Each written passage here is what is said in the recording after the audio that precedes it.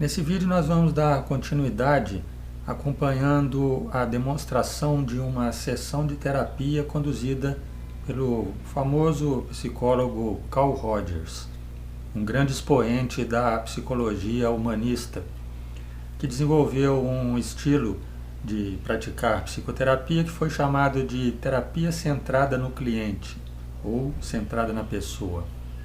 No vídeo anterior, na primeira parte, nós mostramos o início dessa conversa e vamos dar continuidade agora, acrescentando alguns comentários de tempos em tempos. So that at some level, to yourself, you're a failure. Yeah. But I suppose all I can do is keep working at it, maybe. Of course, then there's the biological time clock. And so not everything is in my corner. That's right. And usually I can work on things or put things in perspective and do things that I have some control. And this is something I don't have control of. That's right.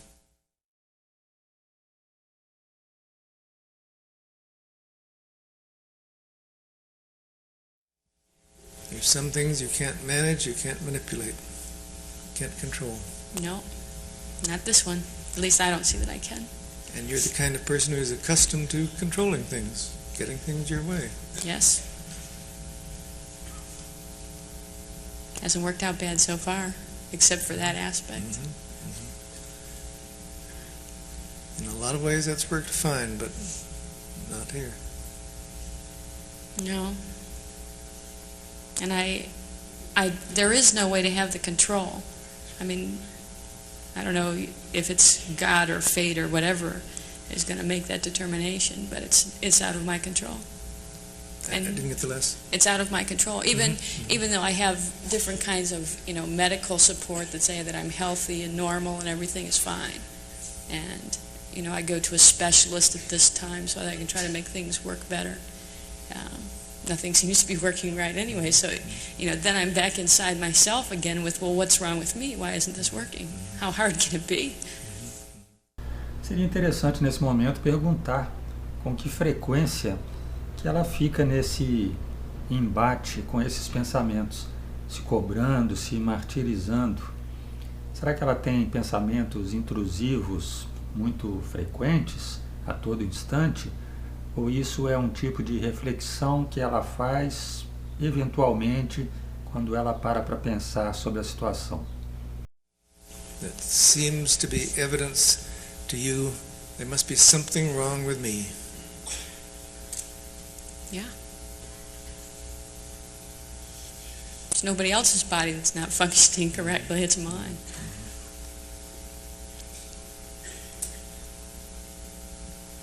So this body of yours is something that in this respect you really can't control. No. And I mean, I do everything to even try, I do everything the doctor says. I eat the right foods, I try to stay in halfway decent shape so that I'm healthy. And even that with the loss, nobody can understand how I would lose a child being as healthy as I am. And active and not the sickly type.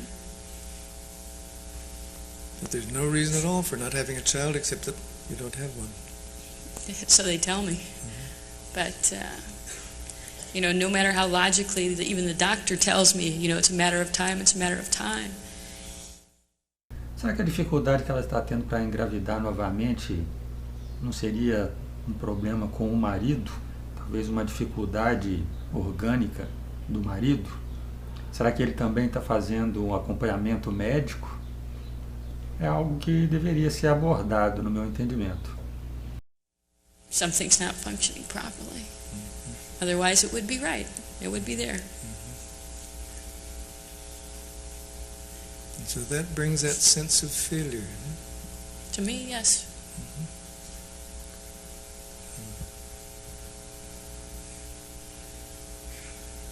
And I guess I want to succeed, and I want everything that I want. And then I look at things and I say that I'd rather give up my career to have a child. If I didn't have a house, that's fine, I could do something else. But I can't seem to win at that aspect.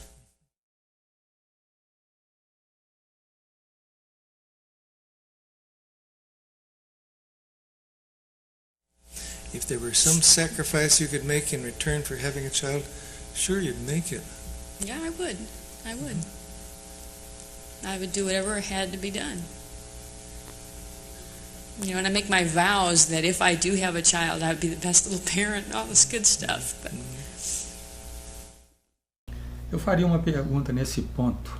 Se ela costuma fazer promessas desse tipo que ela mencionou, ou ter tipos assim de pensamentos mágicos, quando ela está buscando muito um objetivo, ou se isso é uma novidade que aconteceu aí nesse caso específico da gravidez. Só para entender o peso cognitivo que essa situação atual, problema com a gravidez, está tendo sobre os pensamentos dela. which then, That really touches you. That you just promise to do everything right. yeah, I do. If. Yeah, if.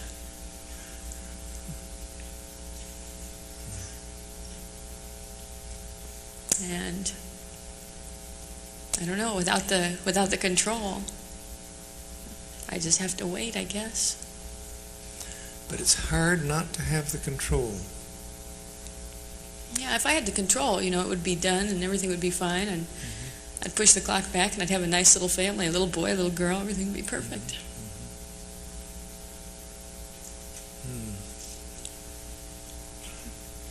That sounds as though there's some grieving over what might have been. Well, I think there is to a degree. I think that I dealt with that loss fairly well, that, you know, it's not something that I totally dwell on, and yet with the thought of a pregnancy, there's the thought of what happened. With the thought of Christmas, there's always the thought of that we visit the grave. And all those things come up and create some that sad tragedy feelings. keeps being lived over again, Yeah. especially perhaps at this season.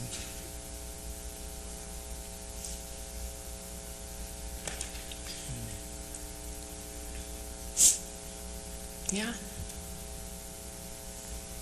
So the grief is still there. Well, I think the grief comes and goes.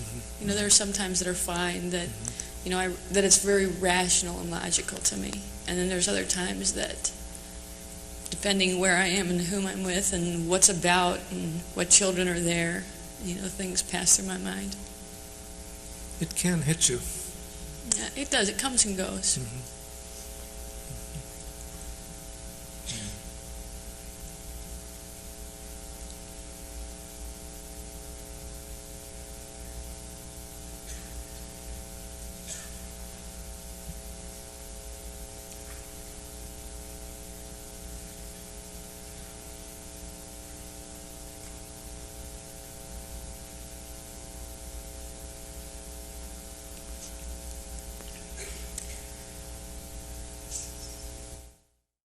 Fiz questão de deixar sem cortar esse longo período de silêncio para mostrar como que às vezes isso pode acontecer.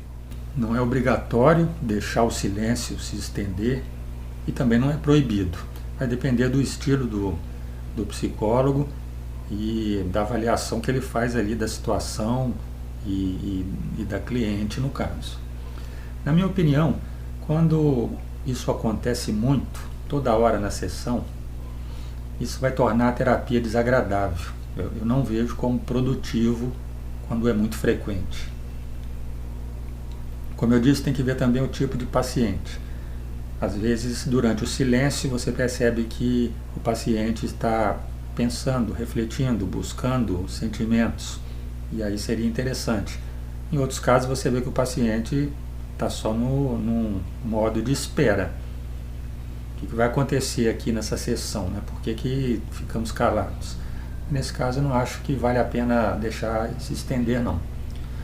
Nesse caso presente aí, né, ela é uma paciente que fala muito bem e fala bastante. Se for um paciente com dificuldade de se expressar, eu não aconselharia também.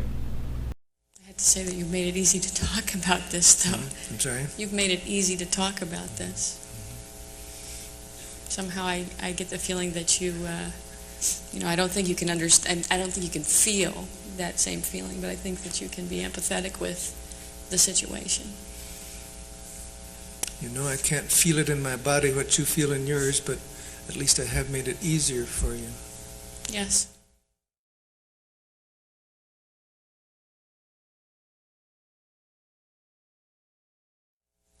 And just, you know, thinking about it in respect to my control, and I guess I've come to my own decision or conclusion that I've got to kind of just sit and wait and let what happens happen. But You realize I really can't control this. Much as I'm accustomed to controlling, much as I'd like to be able to control it, I cannot control this.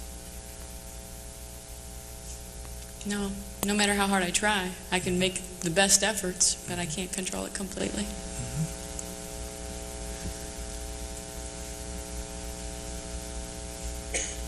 And yet that doesn't mean that I still don't feel like I've made some failure along the way. You say that doesn't keep you from feeling something of a failure. Yeah. I mean, I can rationalize and say, I can't control, there's nothing I can do about it, that's the way it's meant to be. And yet, down in here, it still feels like, well, there's something you could have done or should do or whatever. In some sense, I failed. Bom, isso vem mostrar que os trabalhos mentais que a pessoa consegue fazer por si só podem não ser suficientes para mudar a forma como ela se sente.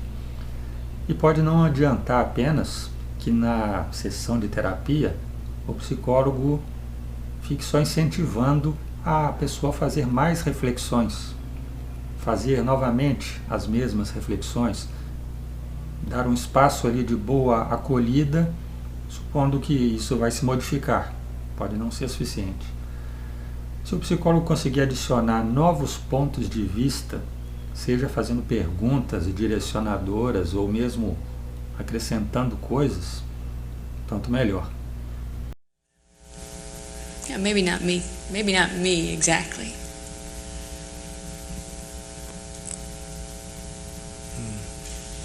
I don't. Maybe not you. No, not me exactly. I mean, I'm not totally responsible. You know, I didn't have the control.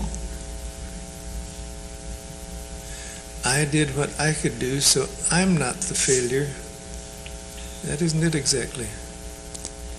Well, I guess I know I'm not exactly the failure, but there's still that feeling inside me that says that something else could have been done. And maybe Almost it's a bodily feeling, isn't it? yeah, because it's not a thinking thing. You know, because I realize that. Me parece que ela tem uma rede de conexões cognitivas muito forte que diz que quem não consegue fracassou. Quem não consegue é porque não fez direito, por isso que não conseguiu, então fracassou.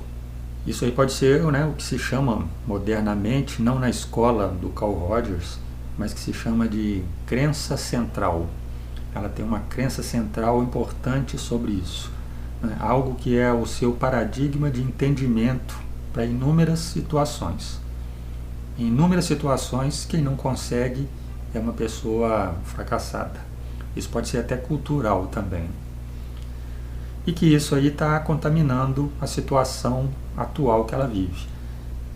Mesmo que raciocinando, ela perceba que não tem controle desse caso específico, essa crença central acaba se sobrepondo e ela se sente fracassada de qualquer maneira. Algumas crenças são tão arraigadas que a pessoa as sente, né? As crenças parecem mais um sentimento do que uma conclusão. Eu vou voltar a esse ponto quando eu fizer as considerações finais na última parte aqui dessa série de vídeos. But something in you says something might have been done. Yeah, maybe it's the loss feeling.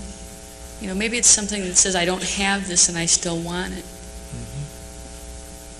And so it's failure of not being able to fulfill that.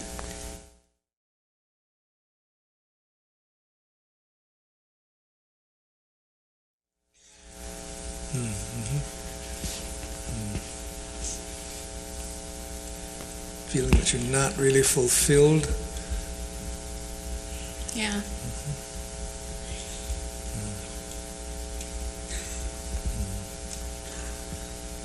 Not complete. Like a real sadness you carry around with you. I think it's a sadness, and yet I think sometimes it helps me in some of the things that I have to do and some of the things I do.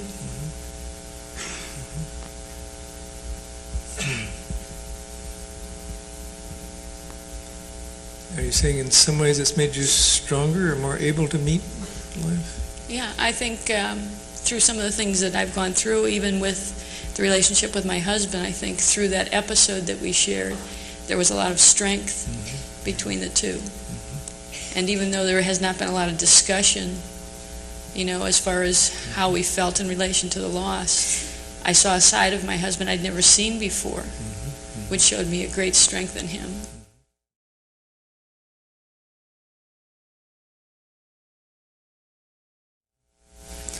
So that in spite of the grief and the loss, some good things emerged from it. Oh, definitely. If anybody can say something good came from that, I think the love and the strength are good. I guess I would just like to complete that, though. I'd like to complete that, though, by being able to give him a child. It's a very deep wish. Yeah. I see that our time is almost up. Is there anything more that you want to say? No, just that I appreciated talking with you. Okay. Thank you. Thank you. But hold it, because they may want to ask you questions as well as me.